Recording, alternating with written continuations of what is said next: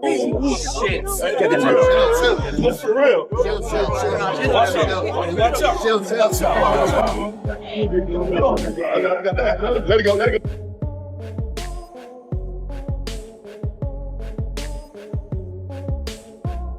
What happens when trust breaks down and a legendary figure finds himself at odds with the very talent he helped build? Floyd "Money" Mayweather, the unbeaten legend who reshaped the sport, is now dealing with one of the most volatile moments of his career. And this time, the threat isn't coming from across the ropes. It's coming from someone he once viewed as his own blood. Gervonta "Tank" Davis, the gifted fighter mold under Mayweather's guidance, has evolved from prized student to direct opposition. The dynamic has shifted, and now the conflict cuts deeper than boxing. It's deeply personal.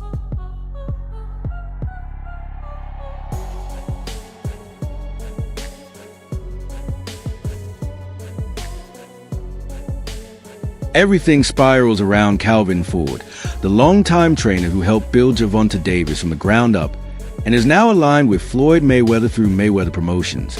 That shift ignited a tense face-to-face between Floyd and Tank, one that quickly escalated from words into a physical clash that sent shockwaves through boxing.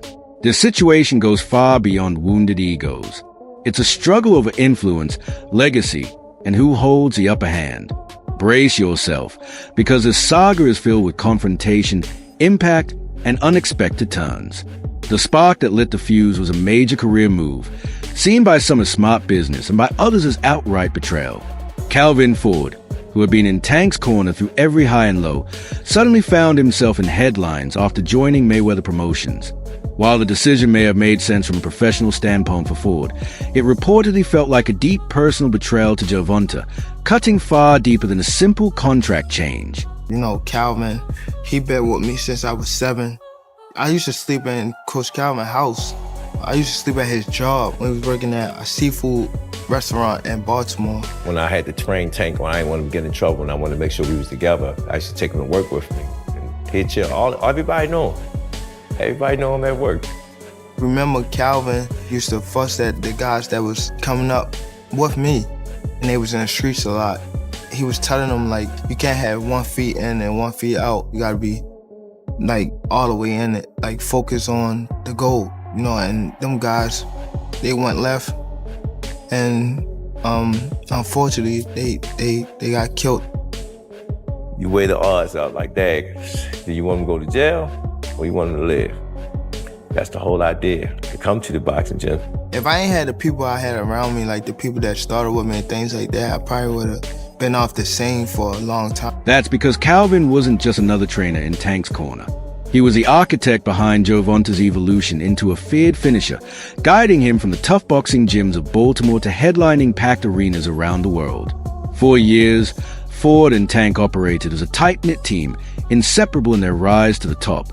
Now, Ford's alignment with Floyd has sent shockwaves through that bond, triggering consequences that few saw coming and changing the dynamic in ways no one expected. You want to see you as a guy that's in his trainer, that's like a father figure to him. You're training him all the time. You know him. Both y'all from the streets of Baltimore the whole bit. Who do you want to see Tank fight next? I want him to get all of them that ran their mouth. Tank has never hidden his complicated history with Floyd, often speaking out about feeling restricted and undervalued as his career progressed. From his perspective, Floyd failed to fully acknowledge his evolution as a fighter. Seeing Calvin align himself with Mayweather's camp only deepened that frustration, turning what was already a strained relationship into something that felt deeply personal. To Tank, this move crossed a line, and he made it clear he wasn't going to keep his feelings to himself. You know, Calvin, he been with me since I was 7.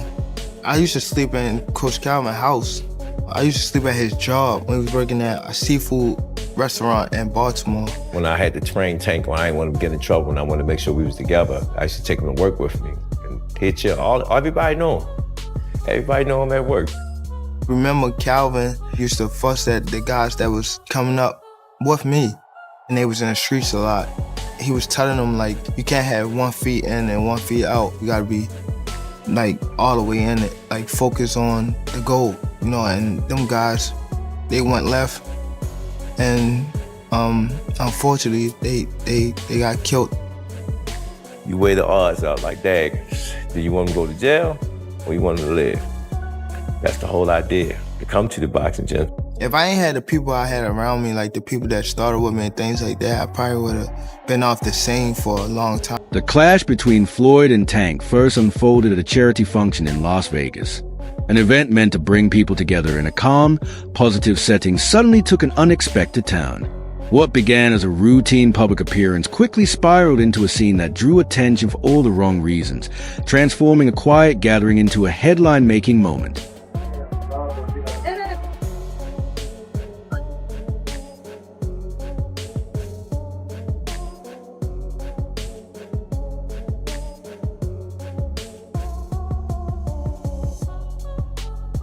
Tank approached Floyd with cameras rolling, openly confronting him over bringing Calvin Ford into his camp.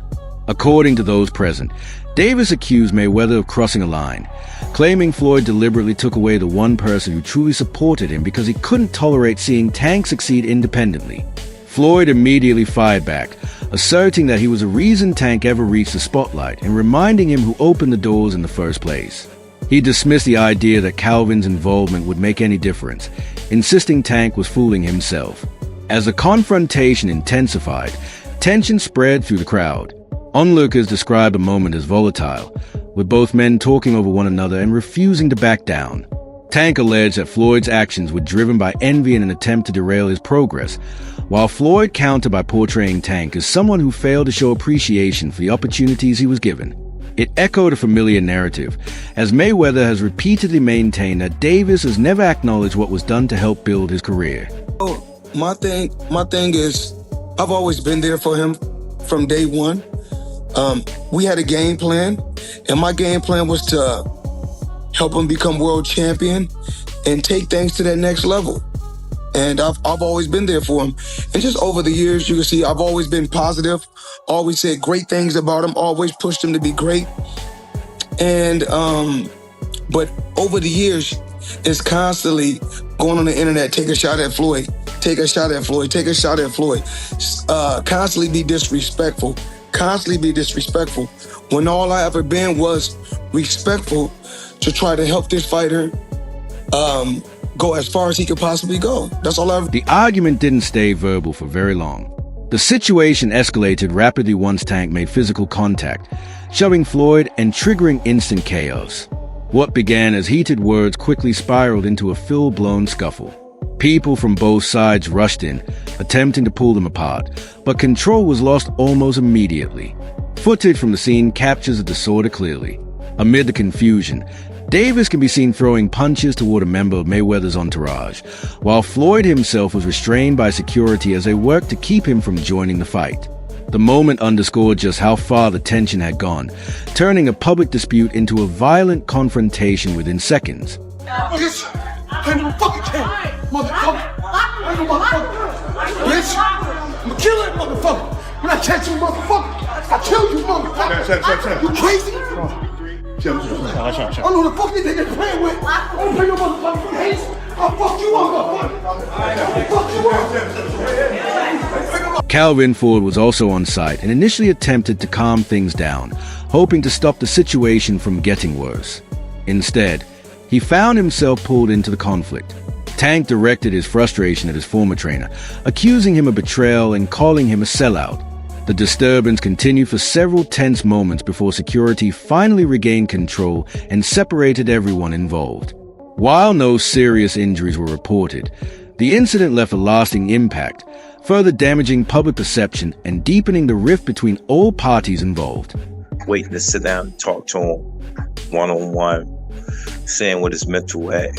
Whatever he want to do, I just prepare him for it mentally, you know what I'm saying? After the brawl, Tank went live on Instagram to speak directly to his fans, giving his side of the story without holding back. He called out Floyd's controlling nature, saying he can't tolerate that Tank is carving his own path. He also noted that the attention on the incident has overshadowed his upcoming fight with Lamont Roach. I should be focused on my next matchup, but instead I'm dealing with all this drama, he said. They are trying to break me, but I'm built for this. This feud between Floyd and Tank isn't just personal, it's a battle of philosophies. Floyd embodies the old guard, a meticulous strategist who manages every part of his empire. Tank, by contrast, represents a new wave of fighters who prioritize independence, authenticity, and doing things on their own terms. Set you off that you was like, I gotta do that. A lot of people don't know that what Floyd do. He said. So you feel like it was a sub, like he was subbing you, like, oh, like he was going at me. He was going at me, and I knew for sure he was going at me. That's why I went at him. There's no reason for me to go at Floyd. Yeah, that's what I was thinking. Cause it's weird. I feel like y'all got, I wouldn't say love hate, but it's been like the last interview you showed them love. This week it was whatever. But is that sometimes like, you know, is it just like big bro, little bro seeing things different, or what is it to you? No, Floyd don't never. He felt as though I'm at that point where as though I passed him. And I'm doing it at a young age. Wait, like when Floyd was 29. You'll see, bro. Yeah. That deal that I'm talking about. Yeah. Oh, that's a part of the deal. He don't know about that yet. But that's bigger than his deal. Damn. Wow. And I'm just releasing it. It's exclusive. That's exclusive. Bigger than Floyd deal? Yeah. Ain't no cap, nigga. That's a lot of bread. You'll see. It's gonna come. As the dust begins to settle, one major question emerges. How will this shakeup affect Tank's career? With Calvin Ford now aligned with Floyd, Tank faces a twofold challenge. Not only does he have Lamont Roach standing across the ring in his next fight, but is also contending with a perception that he can't perform without his former team by his side. Speaking of Roach, this matchup is far from a warm-up. Lamont is a serious contender, and there's a lot at stake. Tank Davis, the knockout king, comes in undefeated, his record stacked with stoppages that have left fans in awe. Just recently, everyone remembers that devastating body shot that put Ryan Garcia down like a folding chair. Tank doesn't just win, he sends a message every time he steps under the lights. Tank Davis, bad dude. See, what I like about Tank is Tank brings something different. You know, back in the days, everybody had something. Muhammad Ali was a mover boxer, George was a puncher, Ernest Shaver was a puncher. Everybody had something they brought to the table. Larry Holmes had a jab. Mike Weaver had overhand right. You know what I'm saying? Everybody has something. That division now is full, and Tank having to be the knockout guy of the division. He the one with the main knockout power. Garcia has it too, but Tank got that real knockout power that, like, if Tank hit one of them clean, usually they gonna have a problem. So it's like, I like Tank. Every now and then, I think when he knows he can beat somebody, he probably don't lock in as hard, but I think when they bring challenges, he locks in. Yeah, he fights to the level of competition. Yes, He's doing that a lot. And he gotta be careful of that. 2 fights ago, he was really doing that. You feel me? So you gotta be careful of that, because if you come in and think somebody is not at your level and you underestimate them, it can get you beat. So that's the only thing I think you gotta be careful of. Other than that, Tank is a really good. And that's exactly what makes this matchup so compelling. Tank enters as a clear favorite, but this isn't just about adding another win to his record. It's a chance for him to prove to the world that he remains untouchable, that no one in his division can challenge his dominance. Of course, being the heavy favorite comes with its own weight, the expectations, the spotlight, and all eyes on him, meaning every punch, every move carries extra pressure.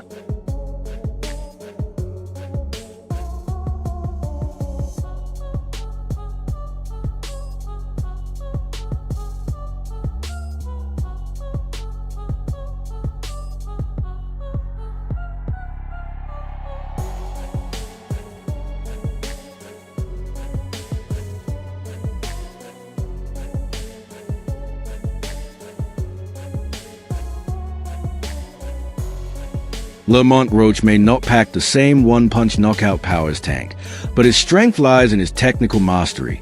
A skilled counterpuncher with exceptional footwork, Roach knows how to frustrate aggressive fighters like Davis.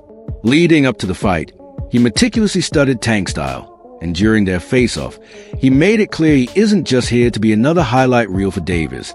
He's coming to challenge him every step of the way. Punching the ceiling, but nothing is feeling like anyone has any fucking ability to even stick to a subject is killing me. The inability to bring humility under the back hole. On the freaking minute, got me thinking of finishing everything with a seed, a minute, and reaping the benefits. I'm asleep at the willikin as I'm thinking about an evil intent of another feet, I'm killing it. Cause even if I gotta end up eating a pill, it can even get me. With Calvin Ford no longer in his corner, it will be fascinating to see how Tank adjusts his approach. Tank's new coach, Derek James, brings a wealth of knowledge to the table, and an interesting backstory. James previously trained Frank Martin, one of Tank's recent opponents. He has spent time analyzing Tank's style, understanding his strengths and tendencies, but now the roles are completely reversed. Instead of preparing someone to beat Tank, James is tasked with helping Tank sharpen his skills and game plan for the upcoming fight. I already knew about all that. Once Gervonta fucked Floyd Mayweather's daughter, and that's not even a secret. That's not something I'm exposing. That wraps up today's video. If you enjoyed it, make sure to hit the like button, subscribe, and tap the bell so you never miss any of our future uploads. Drop your thoughts in the comments below. We love hearing from you. Stay tuned, and we'll see you in the next video.